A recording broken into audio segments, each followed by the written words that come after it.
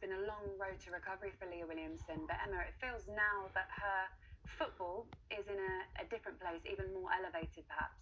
Well, first of all, I love listening to Leah speak, and I think every young person watching that should know the importance of manifesting and having a vision for yourself, and thinking about 2007 being in that place as a young girl to lifting the trophy this year.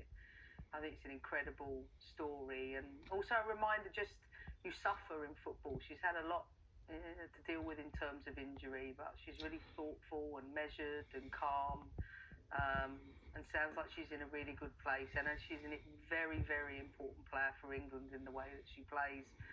Probably the best progressive passer in the country alongside Alex Greenwood, and it was a really lovely interview.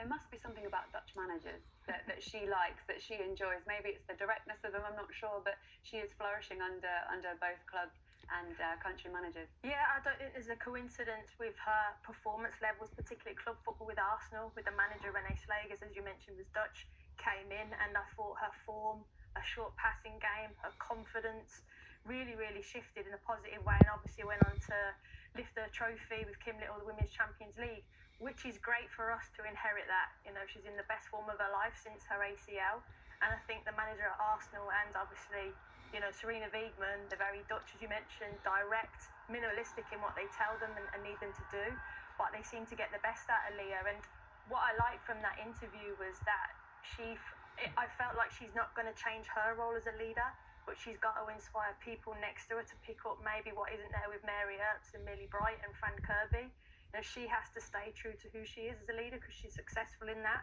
but she's got to drag other people that can bring other elements to the team that we'll desperately need in this tournament. Emma, I've got to ask your thoughts on those three that will not be playing and will not be involved in the squad for the Euros. Mary Earps, Fran Kirby and Millie Bright. Millie, you know very well too. How difficult would a decision that have been for Sarina? Because it's not just about saying you're not going to start. She also loses the experience in the entire squad.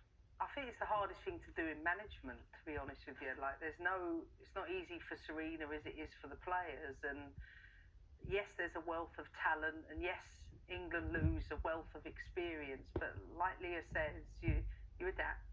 Somebody else has to fill that void, and this is football, and these things happen. But it's not easy for a manager to do that. And I've said this to all of you privately. There's no easy way to do it. There's no quick way to do it. People think it should be done like this or like that. I can assure you, once a player knows they're not central to those plans, even if it's in a supporting capacity, I think it's an impossible position. But one we must respect for both the players. Yes, they're not, part of this tournament, but of course some others will emerge from that. Do you have any concerns about that centre-back partnership, Alex Greenwood and Leah Williamson? I think going forward, they're going to be the best centre-back pairing out the back. I think, and you'll see it tonight against France, one of them will be the spare player in the way that France set up. And the quality of their passing into midfield and beyond is second to none. I think to win a tournament, and we've all talked about this, they'll have to build into that as a pairing. And while they've got individual responsibilities, playing as a pairing throughout a tournament is something that they will build towards. And I think only time will tell, especially without the experience of Mary Earps behind them.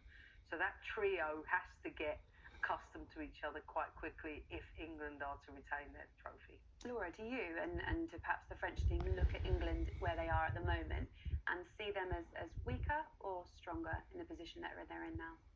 I don't think they are comparing England from the past, but just looking at currently the shape of England, they are well balanced.